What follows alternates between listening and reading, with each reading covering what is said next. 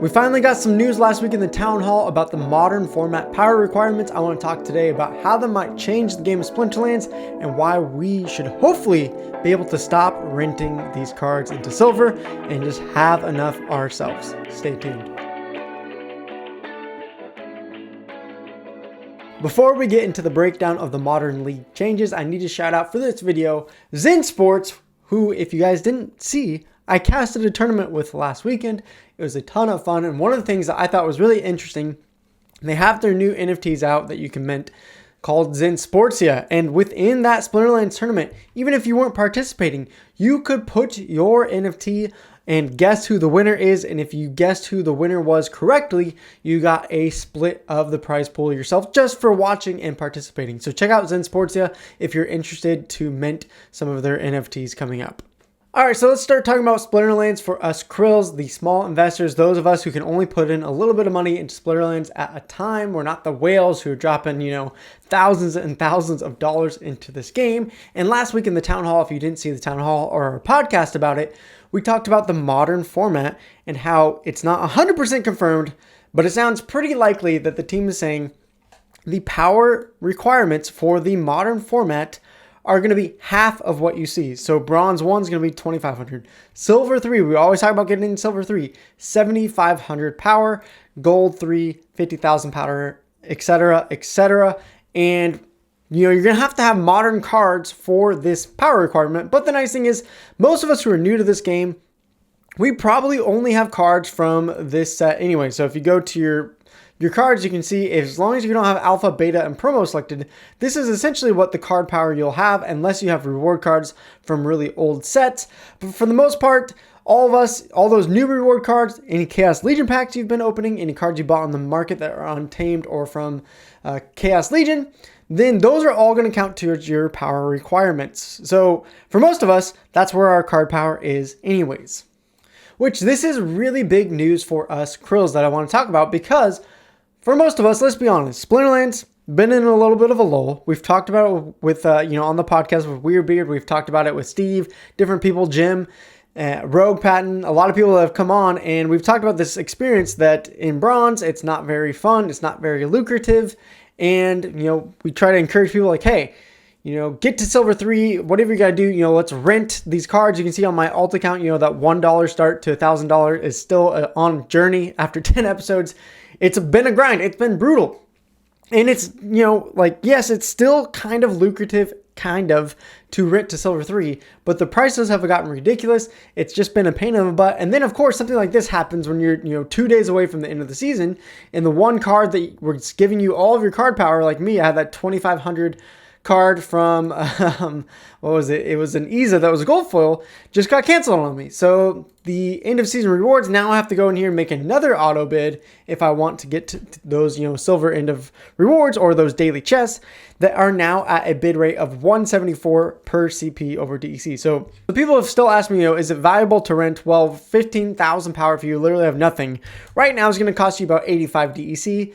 Your daily quest on average, excluding potions, you're going to get 84 DEC back, plus some of the ones that you win in your matches. So yes, technically, with the chest value itself, plus the little DEC you're going to win in matches, is going to get you enough. And, we've seen crazy end of season bids, something like 50 card power for 1 DEC, which would be 300 to rent that much at the end of the season. Still with the end of the season chests, you're technically going to get more out of value, which is why people are renting at these crazy prices. So yes, it's technically still worth it to rent, but it's just a pain in the butt. Even if you're doing the 1-day rental strategy, trying to keep your rental prices low, it's not fun, to have your rentals cancel on you, to, really have to go back and manage it each and every single day. And there are some cool features from Peak Monsters, but again, it's just not enough. So what do we need to do to actually buy into silver 3? What is the actual price here? Especially if the Modern League comes out, as they say, hopefully in April, fingers crossed there's no technical delays. But what you want to do is you go to Peak Monsters and you go to the buy page. What you can do is you can compare best CP to cost ratio. And you can see card power has gotten even cheaper than it has in the last 2 months. So technically, you might see numbers where if you're just coming in here each and every day, nabbing all the cards that 1 USD equals 200 card power or better rates than that, what you're going to have is 75 7,500 power for the new Silver 3 requirement at 200 CP for $1 US. You're talking about $37.50 now to buy into the Silver 3. Yes, you're gonna have to wait, a month or so until that Modern League format comes out. But even if you're like, man, I'm just done with this game and renting, just play in bronze, chill out, just play with the assets you have, and then maybe in your bronze chest you can get a little bit of card power here and there, or if you really do want to still grind out in Silver 3 and rent, then you can reduce your power that you need to buy in. For instance, on this alt account, the $1 account, you can see now I have, after playing for almost 3 entire months on this account and renting to silver, we have 2,375 power. So that means all we're gonna need now is a simple 5,125 power left. And then if you do the same calculations, 200 CP per US dollar, we're talking about only about $25.62 more for me now to get into Silver 3. So if you're a small investor player in this game and you feel the frustration, I feel it too, especially on my alt account. But I think this big change is going to help us because $25 is krill money. It's small investors. I don't think it's going to get that much better than that for us to get into Silver 3. And, you might be, in a spot where it's hard to put money in this game, but I don't think anyone has an excuse because you can do what I've been doing on this alt account. And at least just one post of Share Your Battle challenge each week will net you this amount of money in about 1 to 2 months. You can see just by making a post here on Peaked or Hive blogging and tagging the Splinterlands weekly challenge, you can get some pretty big upvotes. And again, if you're just putting that money into your Splinterlands card power, it really should only take a month of posts. Yes, it does take some time to make it look nice. Maybe about a half hour to an hour of work. It's not my favorite thing to do in the whole entire world. But if you're really struggling to buy into this game and you want to be in silver, again, this isn't that much work to do this. You can even do it on your phone. There are phone apps that can give you graphics to make it look nice enough to receive some upvotes from Splinterlands. On top of that, macros let me know. I haven't tested this out yet, but you can use the reward app rewards, and then they'll give you your entire post in liquid benefits so that you're not just getting it in Hive power that you can't do anything with, at least immediately in the game. So that's another way you can get your rewards even quicker. Again, I haven't tested it out myself, but just check out this post and you can follow along in his strategy. Not only that, but I do think this change has some potential implications for the Splinterlands game and market as a whole. For one, you're going to have players that if they're trying to minimally get into Silver 3, only have to have half the demand. So card power over time could become even cheaper because really there should be about half the demand for Silver 3, and other players, even if they're trying to rank up to maybe something like Gold 3, you're talking about 50,000 power is all they need instead of 100,000 power. Or for someone like me who was already sitting on 100,000, 25,000 power thanks to some of the gifts, I'm already at Diamond when this thing happens, and I'm not going to be looking to buy any more power at that point because I don't have the summoners and monsters to really compete at those levels until the very end of the season anyways, so I'm not going to have much demand on buying more card power. Not only that, but you can see about only half the Chaos Legion packs are purchased so far, and only about half of those have been opened. And now that we're going to see some of the legendary summoners coming out finally once we hit those next million packs, a lot of people have been waiting to open up those packs until the legendary summoners have dropped, because then there will be a small percent chance you can open up a legendary summoner in these packs. Now, some might wait until the entire thing is released so that they have a chance at all 6 legendary summoners, but I guess my guess at least would be that some people get impatient, and maybe when 1 or 2 legendary summoners are out, they might say, okay, that's enough for me to at least start opening up my packs. We could see a decent amount of supply coming to the market. And again, putting more pressure. If there's less demand on people buying power, more and more supply coming out, then we might see card power go to even cheaper than that. So you might think this is crazy, but what if we go from 7,500 power and each dollar is getting us 250 card power? Then you're talking about only $30 to get into Silver 3. Or even crazier, what if it became $1 becomes 300 card power? That would be crazy. But again, dropping it to $25. So who knows if the card power will go that. There are a couple reasons that may make it go the other way. Of course, if new players come in, that's going to increase the demand and maybe combat some of that lower power requirements. But my guess is that we're not going to hit another huge spike of players. I think we're going to slowly incline the player base as time goes on, as new features come out, as marketing gets a chance to try new things and really figure out what works for them.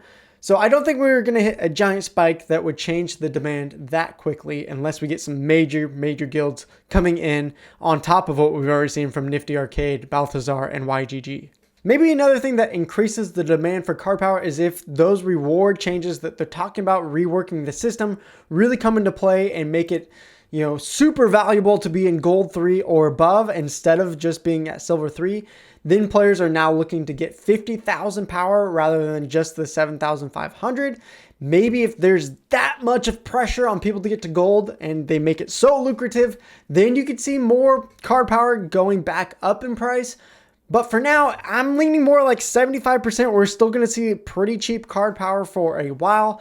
And maybe only 25% of me says there's a chance that card power prices could go up or maybe not down from here. But again, that's just a feeling, so do your own research. There's no such thing as facts. This is all speculation.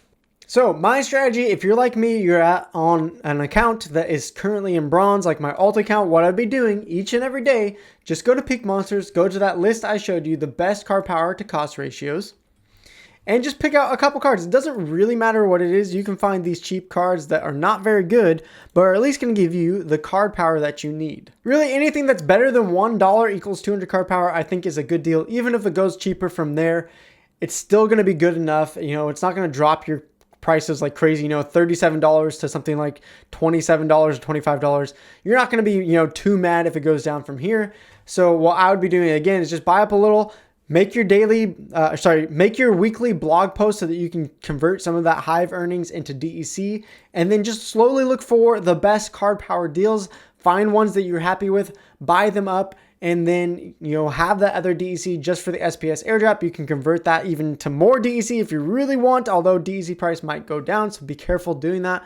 I'm going to be holding on to some of my SPS airdrop and then just using the DEC that I get from my blog posts to slowly buy up that card power. Now, another thing you could do is, okay, Luke, these are some of the worst cards. What if I want some cards as well to make my deck stronger so I'm not in silver 3 just getting destroyed either by players with leveled up summoners or bots that even with the level 1 cards figure out how to beat me. So what I would be doing is here, go to the epic and legendary, still sort by this tab, and what you can see is, okay, getting rid of the commons and rares, you're going to get rid of all those reward cards. Instead of buying the same ones over and over again, you can look to buy things like Renova, Bilshka, Heartclaw. Those still have great deals on them right now. Uraeus, even though they're a little more expensive, they give a little more card power. You can look for even a little bit more expensive, something like that, Oceanus, or, Acid Shooter, or Iza. Even Iza is a decent price for power. So let's say you're doing that and mixing it in with that, just buying the cheapest reward cards for those card power. Let's say your total drops to $1 for 150 card power. You're still only talking about $50 to get into silver 3 while having some epics and legendaries to use to win as you do your battles. So that's my strategy. From there, that's when I would be finally switching over to summoners here and just picking up, trying to work towards my level 2 summoners. That's going to be a, long road ahead, because even something like General Sloan, right, is $11.70 for this alt account. But you could, again, still continue blogging, put a little rewards each and every week into getting level 2 summoners after you have that 7,500 power. But again, you need to get into silver 3 first and foremost, then focus on your summoners. Someone asked me in chat the other day, maybe does this bump up the summoner prices? Because as we talked about before, in my main account, all of a sudden when I'm in gold 3, with this power requirement shift, I'm going to be now in diamond 3 power when it goes down to 125,000 power. Do I need now max level, summoners to start competing here in diamond, or at least, bump myself up to level 5 summoners or 6 summoners so that, I can get some bigger monsters to start really competing up in these areas? Maybe it gives a small bump, but let's just be real.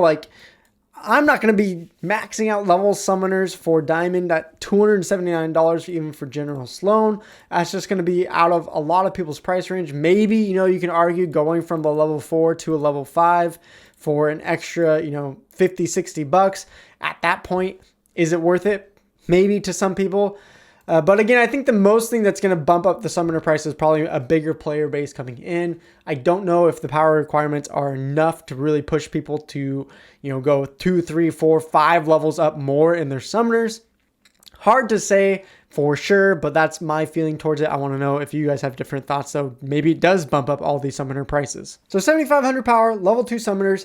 And maybe if the reward changes once we figure it out, maybe Gold 3 is just that incredible and that amazing. Maybe we'll have to rent to it. I don't know, maybe figure out some different strategies.